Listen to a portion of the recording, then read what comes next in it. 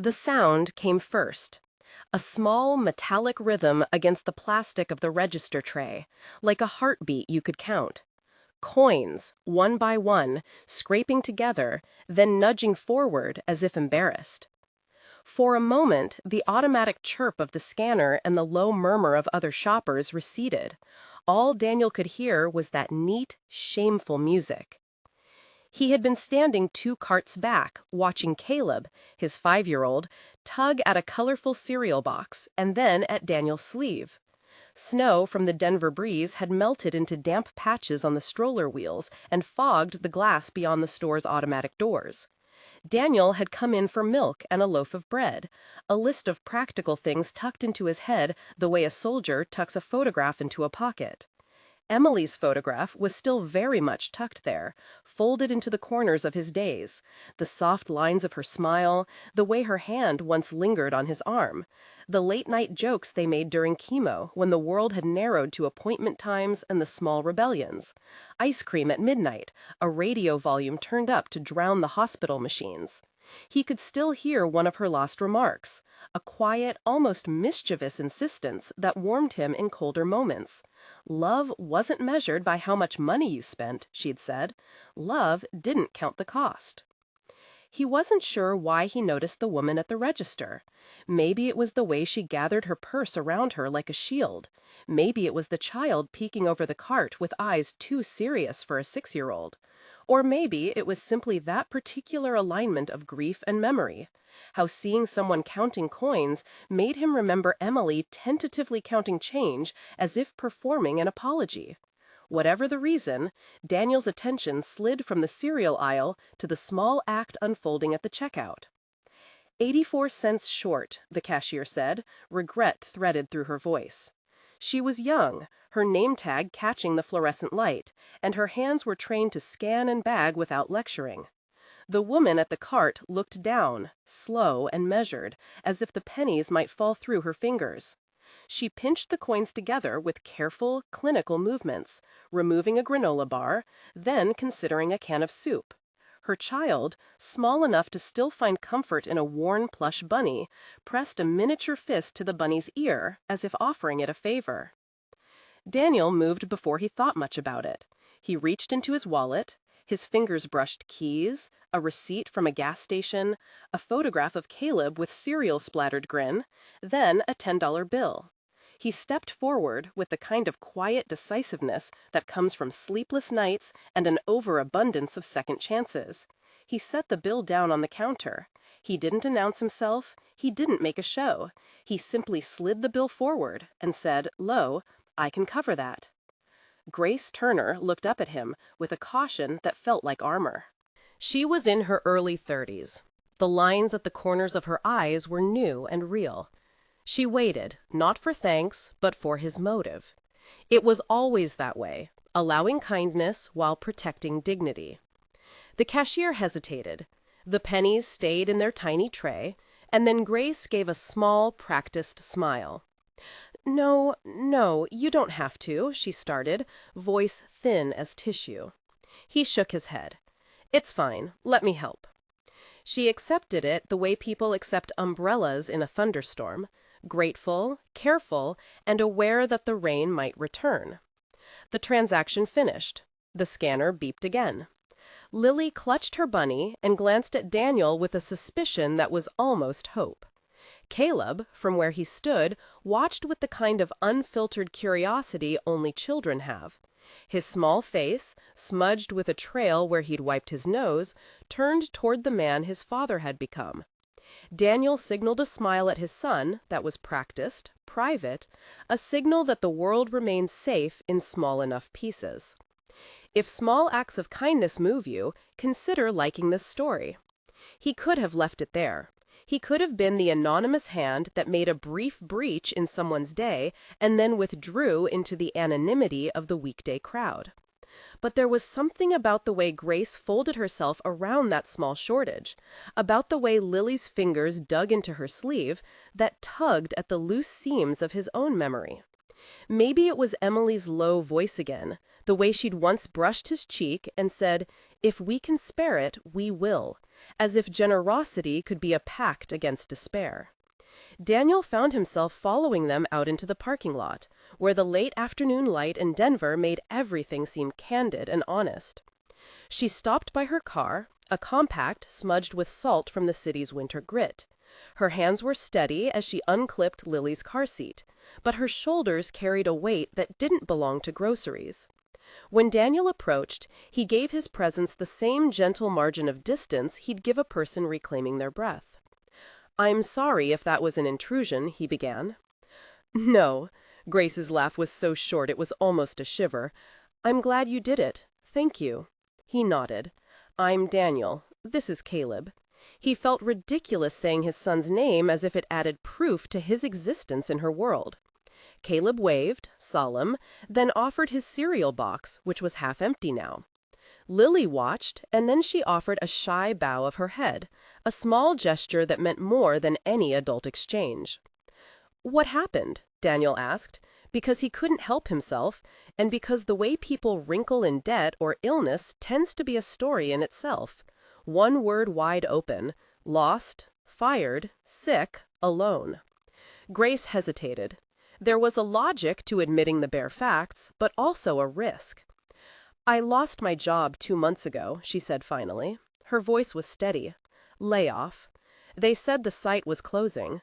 And Lily's been sick. Pneumonia last month. We're okay now, mostly, but bills pile up when you can't work." She looked at her daughter then, an accent of fatigue softening at the edges. "I've been doing odd jobs, babysitting, anything I can pick up. I'm trying to find something more steady, but it's been one thing after another." Daniel saw the shapes of the days she described: late applications, the quiet hum of a phone that didn't ring, the scrubbing of dishes late at night while the house slept. He thought of Emily, of the way treatment schedules had turned a calendar into a cartography of hope and disappointment, and he felt the old ache bloom into something that pushed him forward. "I work with a community center downtown," he said. "Not my field exactly, but they post part-time shifts. I can give you the number if you'd like, or I could—" He stopped. It was always easy to overstep. "If you need groceries, I can drop something off. No pressure." Grace measured him like someone reading the tide before wading in. She wanted help and wanted to keep her footing. "That would be nice," she admitted, "if you don't mind." They wrote numbers on the back of a receipt, exchanged lives in the shorthand of people who were testing the waters. As Daniel watched Grace buckle Lily into the car, he saw the flicker of a smile that was honest and unused, as if there were muscles in her face that had forgotten how to take part in laughter. He left the parking lot with a lump in his throat and a list of small, manageable things he could do. The days that followed were small in the way that bread is small. Simple, necessary, nourishing. Daniel sent her a text that evening, a brief note that said he'd left a bag of basic groceries by her door after he'd seen an online post about a job fair at the community center. She replied with a heart and a line that simply read, "Thank you. It helped." The exchange was plain and human, and it sat between them like a new, unpretentious bridge. He brought a box of staples: rice, canned tomatoes, apples that shone like tiny moons, and a carton of milk that Caleb insisted on carrying as if it were a treasure. Caleb and Lily, when they met in the small twilight between one errand and the next, were quick to establish the kinds of friendships that adults often forgot how to make: unpremeditated and immediate. Lily taught Caleb how to balance a small rock on his palm without looking. Caleb showed Lily the secret way to knot a shoelace. People talked in the neighborhood. The cashier at the store, who asked Daniel once how his son was doing, and then nodded when he heard the name Emily. Small kindnesses multiplied the way seeds do when the soil is willing. Grace sent periodic updates: a message about an interview, a photograph of Lily smiling with the hospital's hand-drawn certificate for finishing treatment, a voice note of Lily saying hi that Daniel listened to twice. He did not try to fix everything. He posted a few job leads: positions at the community center, a notice about a local preschool hiring, a cleaning job he'd overheard someone mention. He brought groceries when he knew a shift would keep his workday from overlapping with the time Grace needed. When she found a part-time position cleaning a small daycare 5 blocks from where he worked, Daniel felt appropriately hopeful and not triumphant. She texted him to say that the first week had been tiring, but her paycheck that came through was enough. Not lavish, but a piece of a steady rhythm returning. The fatigue remained visible, lines at the mouth, a posture that suggested she slept less than she should. But there was a lightness, too. Little edges that had been tense softened. There were awkward moments, the ones that feel like first drafts of something else. He invited her to join a small barbecue at the community center. She came with Lily and stayed long enough for Caleb and Lily to chase fireflies and get grass-stained knees. They ate in the kind of comfortable silence that forms among people who've been through storms and know not to fill the gaps with platitudes. He introduced her to a few of his coworkers who were careful and kind, and she listened to their advice about balancing hours with childcare without sounding embarrassed. They shared stories about their children's small victories, the kind of stories that stitch strangers into neighbors. There was one night, months in, when they found themselves at Daniel's kitchen table, 2 bowls of simple soup between them. It was snowing outside, in that gentle, muffling way Denver did, the kind of snow that made the city hold its breath. Lily was asleep on Grace's shoulder after a long day at the daycare, and Caleb was sprawled on the living room floor with crayons, drawing a lopsided house with a sun that had a smiley face. Grace laughed at something Caleb said, an awkward, honest sound, and it broke open something in Daniel he hadn't realized had been closed.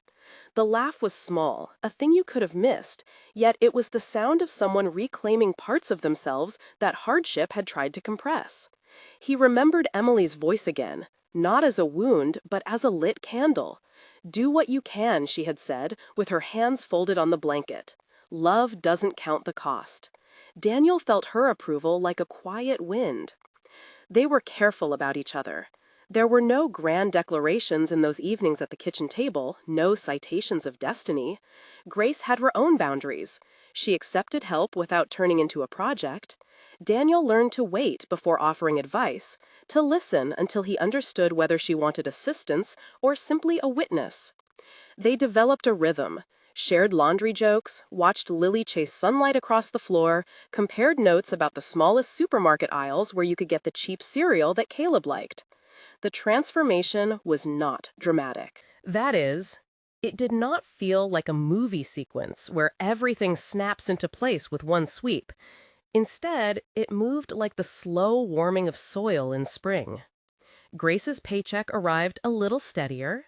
Lily's doctor visits tapered from frequent to periodic cooling checks. The bow in her smile gained strength. Daniel found himself looking for small ways to be useful, fixing a leaky faucet in Grace's rental when a landlord was slow to respond, helping her craft a resume that put her skills in clean, readable lines, offering to watch Lily on certain afternoons so she could take longer shifts. Community help, too. The center where he worked offered a small childcare subsidy through a local program, something bureaucratic and graceless but ultimately practical. He connected Grace with it, not as a savior, but as a neighbor who knew where the forms lived. She applied and was approved. The paperwork felt like a tiny, tangible rescue. There were tender moments that belonged only to them. A grocery run where Grace lingered over a packet of coffee and then set it back, embarrassed to dwell on such luxuries. A night when Caleb, having misplaced his favorite inhaler, panicked and then sobbed until Lily, with the simple authority only children have, suggested they check the toy chest. When Daniel and Grace stood in the doorway that night, hearing the thump of small footsteps and the rattle of toys, they shared a look that had no words but contained a mutual admission. We are better at this together. Slowly, boundaries of grief shifted for Daniel. The presence of another adult who bore an honest sorrow, but who was not consumed by it, who could laugh at the oddities of life and also be still, began to unlock parts of him he had kept behind ritualed tasks. He began to cook more, to leave Caleb with more unstructured play, to answer the phone with less dread. It was not that Emily's memory dimmed. Rather, the room where that memory lived grew a little more accessible to sunlight. There were missteps. He sometimes held on to the idea that he could remedy the practical parts of Grace's life as if wrapping things in paper might be enough. He learned when to step back. He learned that offering practical assistance must respect the agency of the one receiving it.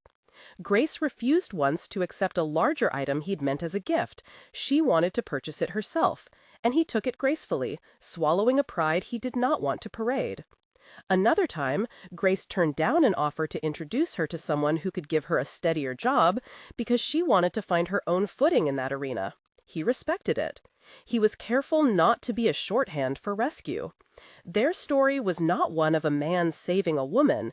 It was two adults tending to the fragile architecture of their lives. As seasons shifted, so did the neighborhood. Spring thawed into a Denver summer where the light lingered late and the children's laughter became more boisterous than guarded. Lily learned to ride a bicycle with training wheels. Caleb, obediently attentive, pushed her down the slight slope behind Daniel's building until she wobbled into confidence. Parents exchanged stories at the corner park about scraped knees and first days and, in hushed moments, about the things that had almost toppled them.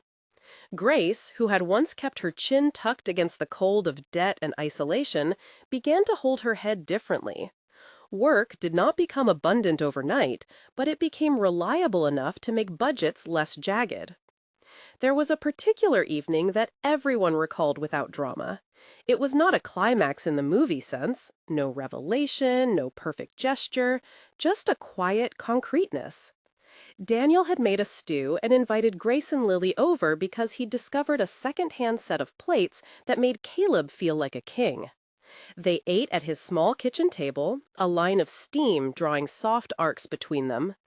At some point, while the kids were squabbling gently over whose turn it was to pour milk, Grace reached for Daniel's hand and gave it a nod that was neither an apology nor a plea. It was a grief aware of itself, now sitting next to a gentleness that could be trusted. Daniel felt gratefulness that was neither showy nor theatrical. He felt, more than anything, a renewed sense of purpose. Being kind had not erased Emily. It had allowed him to keep her memory, but expand the circle of care he could offer without losing himself. He saw now that compassion does not have to be colossal to be meaningful. A $10 bill at a checkout, a bag of groceries on a stoop, a phone number written on a receipt, these were small rivets in a bridge that carried real people forward. Sometimes, late at night, he thought of the coins again. He pictured Grace's tiny fingers closing around pennies, each one a small, private humiliation she did not deserve. He thought how one $10 bill had been only a small correction to a ledger. It was nothing heroic. But he also recognized that small acts could rearrange trajectories. One evening, as he tucked Caleb into bed and watched his son's thumb find its place by his cheek, Daniel realized he was no longer certain whether he was giving more than he was receiving. The presence of Grace and Lily had filled rooms in his heart that he hadn't known were hollow. They never named what might be developing between them. There were no rushed confessions thrumming between mismatched heartbeats. There were instead gentle enlargements of familiarity. Shared errands, the exchange of keys when one needed to pick up a child, the comfortable knowledge that someone else would remember to send a note when a test result was due. They respected the slow geometry of getting to know someone who carried their own history of hurt.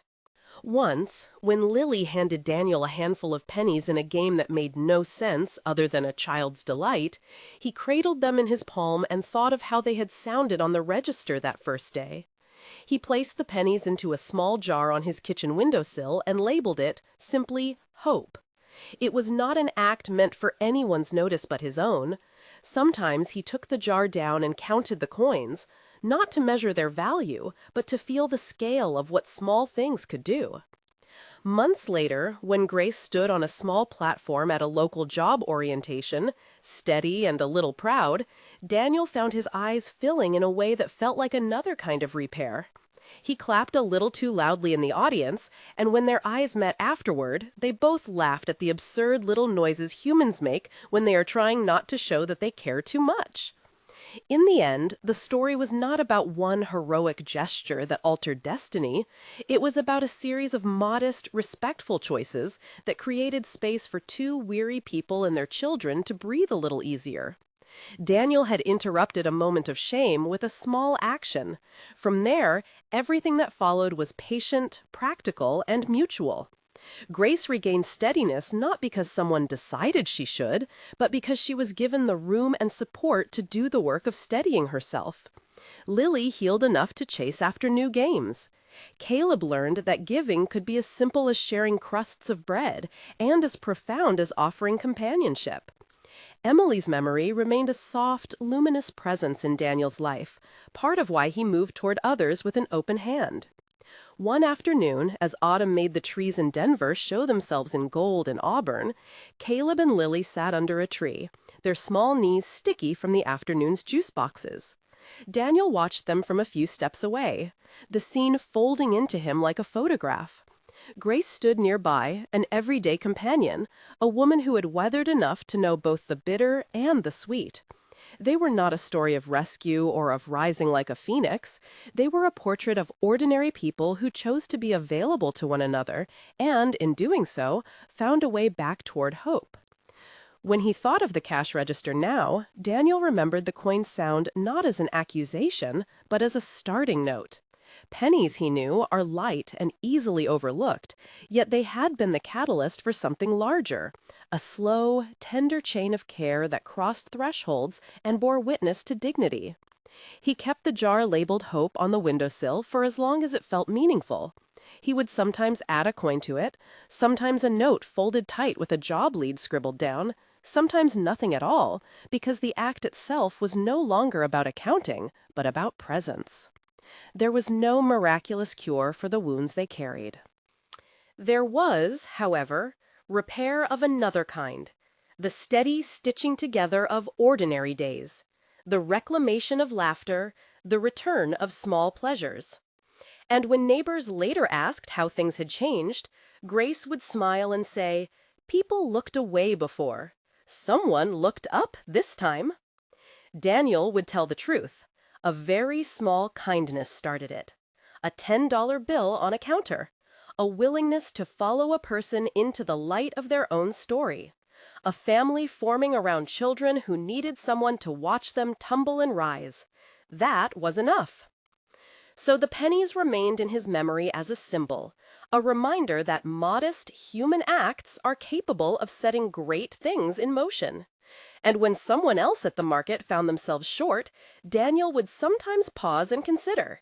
He had learned how little it takes to begin a soft, steady repair. He had learned that dignity mattered more than spectacle, and that love, in the quiet way Emily had taught him, often asks for no receipt. If this story moved you, consider subscribing and sharing, and tell us in the comments about a small kindness that changed your life.